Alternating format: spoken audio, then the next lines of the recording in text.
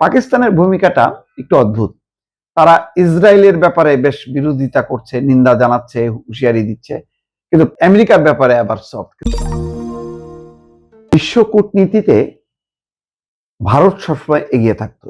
যে কোনো যুদ্ধ বিগ্রহে নরেন্দ্র মোদী বা জয়শঙ্কর তারা দৌড়ঝাঁপ করতো, টেলিফোন করতো এবং বিশ্ব নেতারা গুরুত্ব দিতেন। সেখানে কখনো পাকিস্তানের অবস্থান ছিল না, কিন্তু ঘটনাক্রমে এবার ইরান যুদ্ধে পাকিস্তান লাইমলাইটে। আর সেই কারণে বিভিন্ন গণমাধ্যমে এসছে যে মোদী এবং ভারতীয় শাসকরা এতে দুশ্চিন্তাগ্রস্ত যে পাকিস্তান যদি এইভাবে হাইলাইটেড হয় এবং অ্যাকসেপ্টেড হয় বিশ্বের বড় বড় দেশগুলো, শক্তিধর দেশগুলো যদি তাদেরকে গ্রহণ করা শুরু করে, তাহলে যখন নাকি পাকিস্তানের সাথে ভারতের দ্বন্দ্ব সংঘাত শুরু হবে, তখন বিশ্ব শক্তি কিন্তু আর ভারতকে আগের মতন সাপোর্ট করবে না। তারা দুই পক্ষকে সমানভাবে বিবেচনা করে তাদের মধ্যে মধ্যস্থতা তৈরি করার চেষ্টা করবে। তো এই কথা বলার কারণ হলো, শান্তি রক্ষায় শাহবাজের উদ্যোগের প্রশংসা করলেন ইরানের প্রেসিডেন্ট।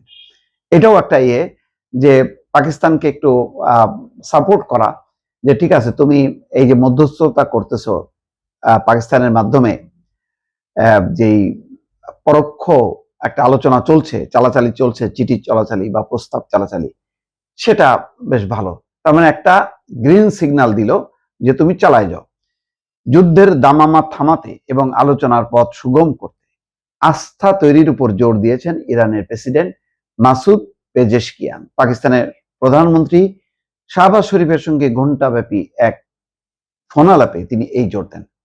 পাকিস্তানের প্রধানমন্ত্রীর কার্যালয় জানিয়েছে, ইরানের উপর ইসরায়েলের চলমান হামলার পরিপ্রেক্ষিতে শাহবাজ শরীফের আন্তরিক কূটনৈতিক প্রচেষ্টার প্রশংসা করেছেন পেজেশকিয়ান।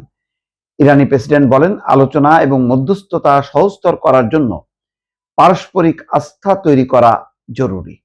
শান্তি রক্ষায় পাকিস্তানের সহযোগিতামূলক ভূমিকার জন্য তিনি শাহবাজ শরীফকে ধন্যবাদ জানান। জবাবে প্রধানমন্ত্রী শাহবাজ শরীফও ইরানের প্রেসিডেন্টকে ধন্যবাদ জানান এবং তিনি আশ্বস্ত করেন যে আঞ্চলিক শান্তি এবং স্থিতিশীলতা ফিরিয়ে আনতে পাকিস্তান তার গঠনমূলক ভূমিকা অব্যাহত রাখবে। এর আগে ফোনালাপে শাহবাজ শরীফ ইরানের বেসামরিক অবকাঠামোতে ইসরায়েলি হামলার তীব্র নিন্দা জানান এবং 1900-র বেশি মানুষের প্রাণহানিতে গভীর শোক প্রকাশ করেন। পাকিস্তানের ভূমিকাটা একটু অদ্ভুত। তারা ইসরায়েলের ব্যাপারে বেশ বিরোধিতা করছে, নিন্দা জানাচ্ছে, হুঁশিয়ারি দিচ্ছে, কিন্তু আমেরিকার ব্যাপারে আবার সফট। কিন্তু এই যুদ্ধ তো শুধু ইসরায়েল আর ইরানের না, এই যুদ্ধে তো ইসরায়েলের সঙ্গী হচ্ছে, অন্যতম সঙ্গী হচ্ছে মার্কিন যুক্তরাষ্ট্র, যেই যুক্তরাষ্ট্রের সঙ্গে তাদের সাংঘাতিক মাখামাখি এমনই, এখন তারা রীতিমতো হোয়াইট হাউসের কর্মকর্তারা সুটকেস বাক্স প্যাটরা গুছাচ্ছে, পাকিস্তানে যাবে এবং পাকিস্তানের সম্ভবত এই বৈঠকটা হবে। কেন জানি তুরস্ক একটু পিছিয়ে আছে, এখন কাদের আপত্তি আছে কিনা জানি না। তুরস্ক আছে পাকিস্তানের সাথে, কিন্তু মূল ভূমিকায় কিন্তু পাকিস্তান। এটাও নিয়েও একটা বিশ্ব শক্তি বা বিশ্ব কূটনীতি একটা নানা রকম মেরুকরণ চলতেছে পাকিস্তানের এই কূটনৈতিক উদ্যোগকে নিয়ে। দর্শক।